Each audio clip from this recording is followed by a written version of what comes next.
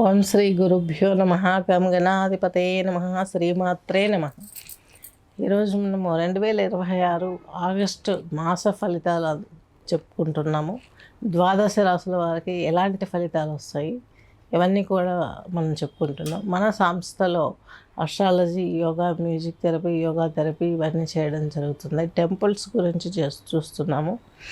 అలాగే వృక్షాల గురించి కూడా మనం చెప్పుకోబోతున్నాం. ఔషధి వృక్షాలు, ఏ వృక్షం కింద కూర్చుని ధ్యానం చేస్తే ఏ నక్షత్రానికి ఎలాంటి వైభవం పట్టనుంది ఇవన్నీ కూడా తెలుసుకోబోతున్నాం.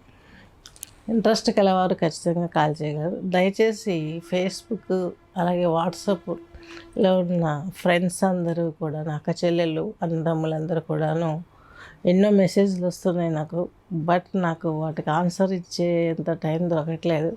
దయచేసి ఏమనుకోకుండా వాట్సాప్ మెసేజ్ చేయగలరు. మీ date of birth, year of birth, time, place ఇవన్నీ కూడాను. కన్యా రాశి, కన్యా లగ్నం తీసుకున్నట్లయితే ఉత్తర నక్షత్రం 3 పాదాలు, అలాగే హస్తానాలకు చిత్త 2 పాదాలు కలిపి కన్యా రాశి, కన్యా లగ్నం కిందకి వర్తిస్తుంది.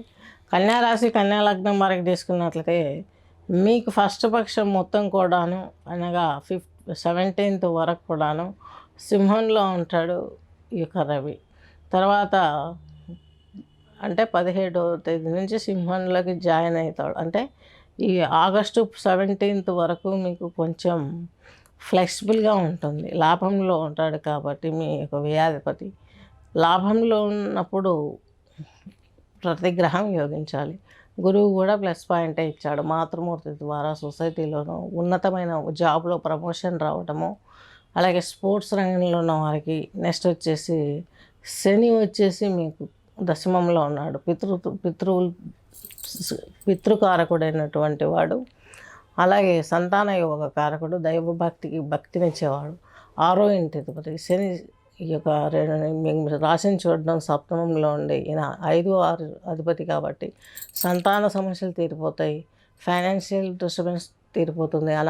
దీర్ఘ అనారోగ్యం ఉన్న వాళ్ళకి కొంచెం మెడిసిన్ దొరికి ఒక దారి ఏర్పడుతుంది.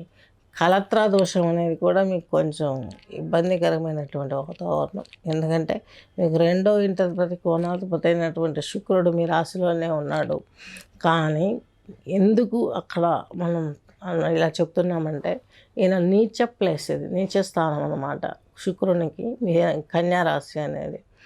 అంటే కొంచెం లగ్జరీస్కి వెళ్ళటము, పొగడ్తలకి పొంగిపోవడము, తన స్థితిని తాను వదిలి ఓవర్గా ఎగబడ్డం, అంటే ప్రాకడమే, వేగంగా ఫాస్ట్గా ఇంకేదో అని ప్రాకలాడితే ఇక్కడ ఎదురు జరిగే అవకాశం జరుగుతుంది. కొంచెం చెడు జరిగే అవకాశం ఉంది. కాబట్టి మీరు వచ్చేసి ఈ యొక్క లక్ష్మీ స్తుతి చేయండి, లేదా ఇంద్రాణి స్తోత్ర పారాయణ చేయండి. చాలా ప్లజెంట్గా ఉంటుంది వింటుంటే. కావాల్సిన వాళ్ళు అడిగితే నేను పంపిస్తాను జాతకం చూశాక. నెక్స్ట్ వచ్చేసి మీకంటూ ఒక లైఫ్ ఏర్పడడానికి బుధుడు గొప్పగా యోగిస్తున్నాడు. కుజుడు మీకు తృతీయాధిపతి, అష్టమాధిపతి. వెహికల్స్ నడిపేటప్పుడు, చిన్నదైనా పెద్దదైనా వెహికల్ నడిపేటప్పుడు చాలా జాగ్రత్త వహించాలి. అలాగే కొంచెం హార్మోన్ ఇన్బ్యాలెన్స్ అయ్యే అవకాశం కనిపిస్తుంది. స్కిన్కి సంబంధించినటువంటి డిసీజెస్ ఎక్కువ ఎక్స్పోజ్ అయ్యే అవకాశం కనిపిస్తుంది. వివాహ ప్రయత్నాలు కలిసి వస్తాయి. వివాహం బంధం ఏర్పడడానికి కన్యా రాశి, కన్యా లగ్నం వారికి చాలా బాగుంటుంది ఈ పీరియడ్. అలాగే పిల్లలు వివాహానికి ఉన్న వారికి అయితే పిల్లలకి అవుతుంది. పిల్లలు కాకుండా మీకే వివాహం కాలేదనుకోండి, వారికి కూడా ఈ టైం గ్రోత్ బాగుంది. మ్యారేజ్కి సంబంధాలు రావడానికి కొంచెం మూమెంట్ చాలా స్పీడ్గానే కనిపిస్తుంది.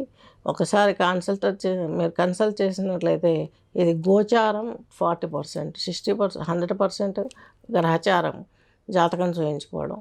అది చూయించుకున్నట్లయితే దాన్ని చూసి మీకు రెమెడీస్ అవన్నీ ఇవ్వడం జరుగుతుంది. తద్మూలకంగా మీరు ఇంకా మంచి స్థితికి వెళ్ళే అవకాశం కనిపిస్తుంది. అలాగే మీకంటూ ఒక పునాది ఏర్పడడానికి తల్లిదండ్రులు ఇచ్చినటువంటి ఆస్తుల కంటే వారి ఆశీర్వాదం చాలా గొప్పగా ఉంటుంది. నెక్స్ట్ వచ్చేసి మీకంటూ ఒక బలహీనత ఉంటుంది, పొగడ్తలు అనే బలహీనత ఉంటుంది. దాని నుంచి బయటపడడం కష్టమే.